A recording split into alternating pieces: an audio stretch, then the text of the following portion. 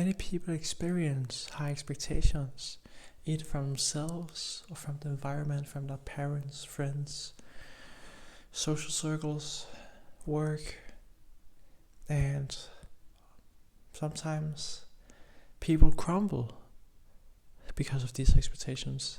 The burden and the weight that are forced upon their shoulders are so great that they crumble and fall and stumble to the ground and give up on it all. And mostly that happens when these expectations and standards are forced upon you by external factors and agents.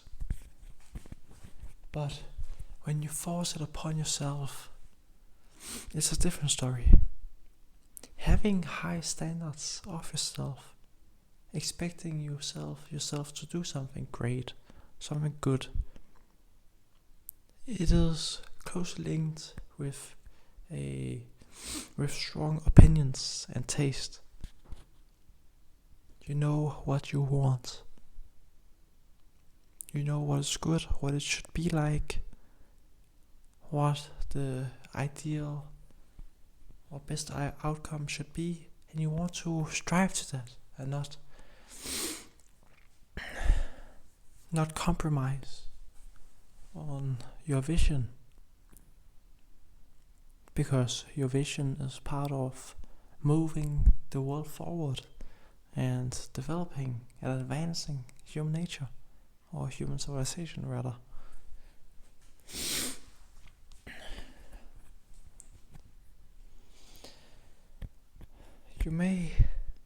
Oftentimes you will see yourself fail at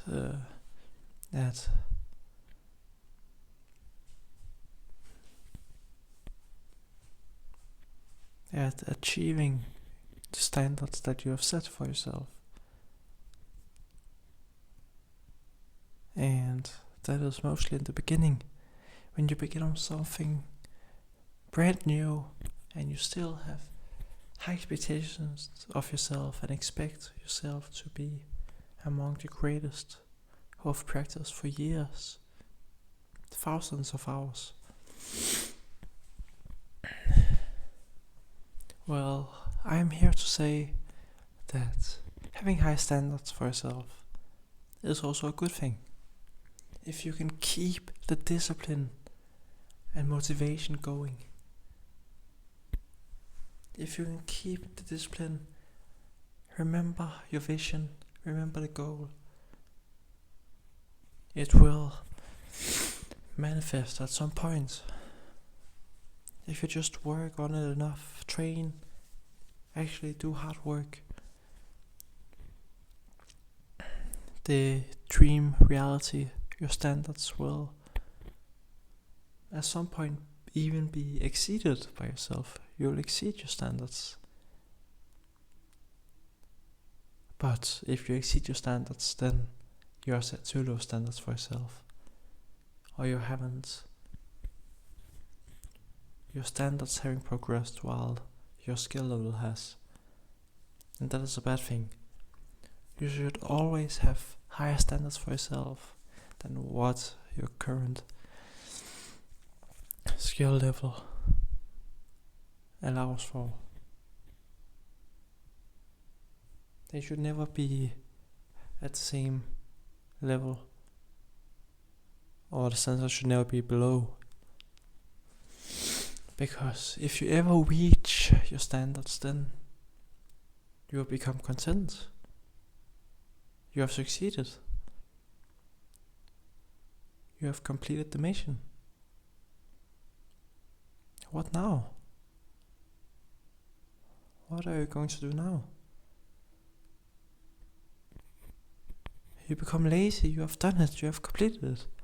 But if you always raise your standards, then there's always something new to strive for. Even the greatest, the world record breakers, the greatest athletes still strive for more, even when they have completed or broken the greatest records. They still try to do more. You can always do more. You can always do better and greater.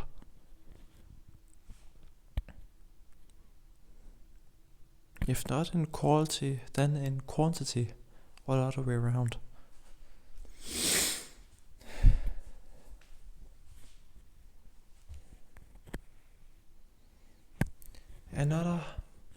I stumbled upon a video yesterday talking about hard work and how you feel like you can't succeed and you just give up and become lazy and postpone, delay your work because the work is not fun. You don't want to do the work. It is burdensome, tiresome, cumbersome, hard. And most people can see themselves in this situation and experience it on a daily basis. And this woman who was speaking, she said that you should look at the light at the end of the tunnel and keep that in mind, and that will push you forward and make you keep going. Remember the goal and all the benefits that will come from completing this work, because oftentimes the benefits will be greater than what effort and toil and sweat and blood you put into it, into achieving this goal.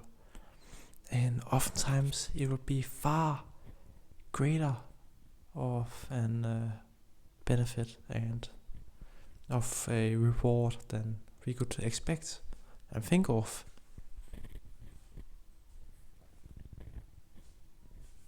And that is something great. So when you read a book, a non-fiction book that you don't read for just enjoyment, maybe it is cumbersome at some points and hard to understand. You don't understand anything, but keep going, because when you have completed the book, discussed with yourself all the ideas, written them down and reflect on them, discussed with yourself if they are true or valid, and really read in an active way, then you'll be so much wiser and you will have actually understood what you read and can explain and debate the different propositions and arguments within the book.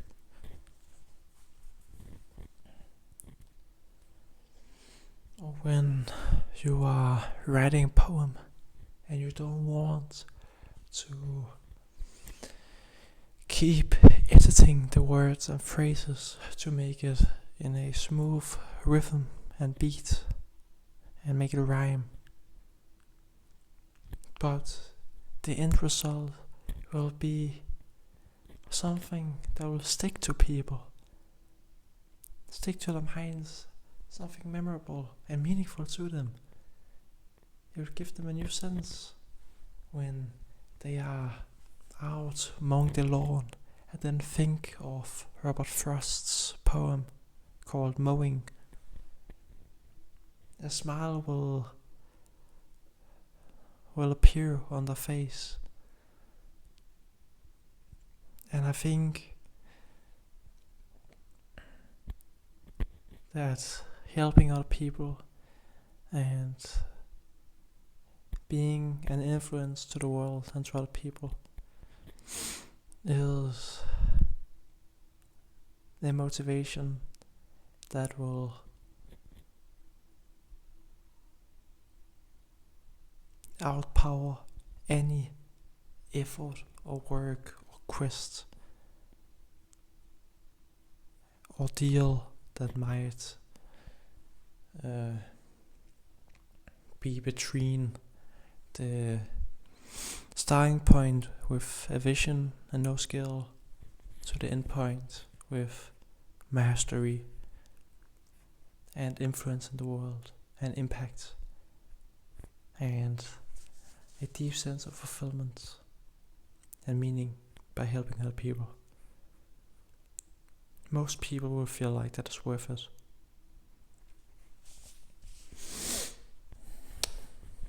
Thank you for listening and watching. Have a fantastic day. Merry Christmas. Merry Christmas to everyone. Happy New Year's. Goodbye.